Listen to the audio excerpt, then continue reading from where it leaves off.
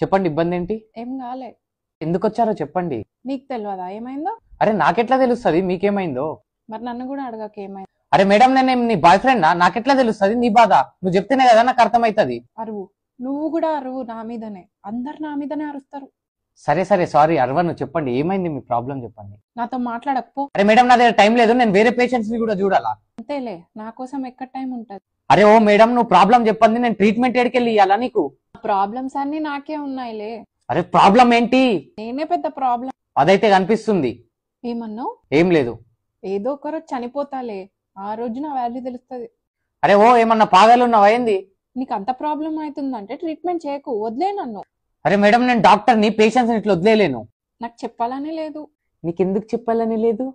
ఎందుకంటే నువ్వు వేరే పేషెంట్స్ ని కూడా చూస్తావు. డాక్టర్ని నేను చూడకుంటే ఇంకెవరు చూస్తారు వాళ్ళని? చూసావా చూసావా, మళ్ళీ అరుస్తున్నావు. అరే సరే సరే, ఇంకే పేషెంట్ ని చూడ నేను. పక్కానా? పక్కా. నా మీదొట్టి. నీ మీద ఒట్టు. సరే. సరే ఇప్పుడు చెప్పండి మీ ప్రాబ్లం ఏంటి? ప్రాబ్లం ఏం లేదు. అరే మరి ఇక్కడికి ఎందుకు వచ్చినావు? వెళ్ళు, ఇంటికెళ్ళు. నీకు అసలు నా మీద ప్రేమనే లేదు. ఇంకోసారి అడగచ్చు కదా ఏమైంది అని. సరే బుజ్జి బంగారం, నాన్న కన్నా ఏమైంది చెప్పు నాన్న. ఏం అవ్వలే.